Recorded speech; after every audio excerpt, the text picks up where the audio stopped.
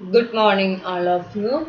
The last class we already studied about what is cell, discovery of cell, unicellular and multicellular organisms, cells and their shape we learned. Today we can discuss about the size of the cell. Here, the type of functions that a cell perform is also depend on the size of the cell. Then size of the cells vary as unicellular and multicellular. Then the size varies as their cells have different functional role in respective organism. In some cells are so minute that they cannot visible through our naked eye. So we observe these cells by using a compound microscope. We can observe through a compound microscope, and this is the picture of compound microscope. We can observe through minute organisms or minute cells through this compound microscope. Then the largest cell in human, which is the largest cell in human body. The largest cell in human body is the female egg or ovum, which is 0.12 millimeter in diameter. It can be seen through our naked eye. Then which one is the largest cell? That is female egg or ovum is the largest cell in human. And which one is the smallest cell in human? The smallest cell in the human body is the male sperm cell in terms of volume. In terms of volume, the sperm cell is the smallest cell, but granules present in the cerebellum as a part of brain are also smaller, and that is also up to 4 to 4.0 meter in diameter. Then come to the red blood cells RBC, which measures up to 5 micrometer. And the smallest cell, that is the human body, is the male sperm cells. And one information, the largest cell found in animal is the ostrich egg. Then which measures about 6 inches in diameter, and the smallest cell is mycoplasma, that is smallest bacteria. And here two important thing is there, largest cell and a smallest cell.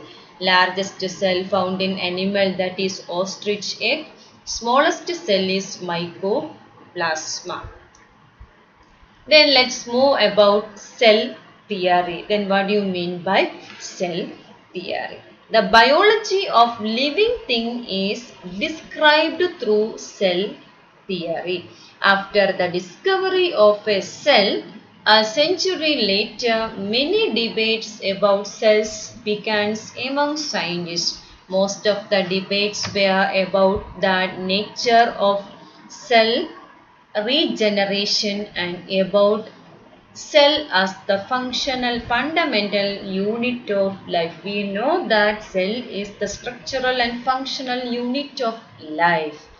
Then we know that cell theory was postulated by three scientists named Matthias Jacob Schilden, Theodor Schwann and Rudolf Karl Virchow. The main statement of cell theory. What are the main statement of cell theory? Cell theory states that all living organisms are made of cells. The cell is the basic structural and functional or organizational unit in organism. New cells arise from pre-existing cell. Then the basic cell theory says that all the living organisms are made of cells.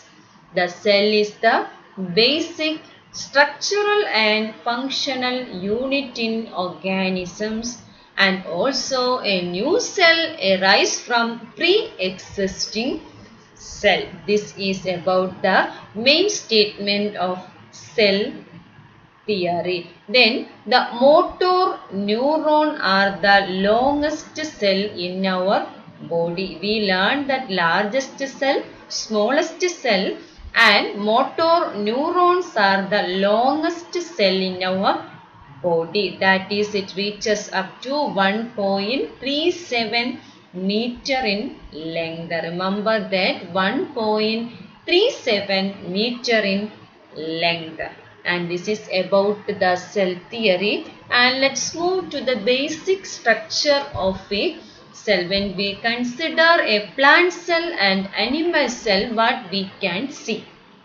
That is the basic structure of a cell. When we consider a cell, we know that cell is the basic structural and functional unit of life. Then when we consider a cell, that cell is surrounded by a thin membrane that is called plasma membrane, or otherwise we can call it a cell membrane. Then cell is surrounded by an outside membrane that is called plasma membrane or cell membrane. Inside, a jelly-like a semi-solid substance surrounded by plasma membrane that is known as protoplasm, and plasma membrane and protoplasm. And the protoplasm has two main parts. Which are the two main parts? The central darker and denser part that is called a nucleus, and the remaining semi-solid part is called a cytoplasm.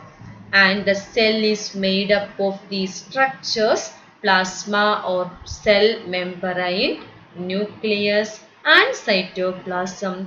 All these three components present in animal cell as well as plant cell. This is about the basic structure of a cell.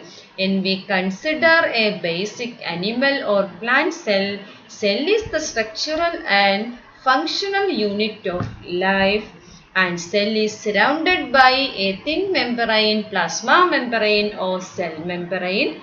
A jelly-like substance surrounded by plasma membrane is protoplasm, and also protoplasm contains nucleus and cytoplasm. And the cell is made up of three structures: plasma or cell membrane, nucleus and cytoplasm. All these three components are present in both plant cell and animal cell. We can observe the animal cell. Here we can see the animal cell. We know that this is the animal cells. We can see the cell membrane inside the cytoplasm, and nucleus is there, and cell organelles also there. This is about the animal cell, and here this is the plant cell. Cell membrane is there inside the nucleus and everything, nuclear core and nucleolus and nucleoplasm also there. This is about the plant cell. Here, then today we learn about the size of the cell, largest cell in human, smallest cell in human, and the basic main statement of cell theory, and also basic structure of a cell. I think you all understood these topics. Thank you all.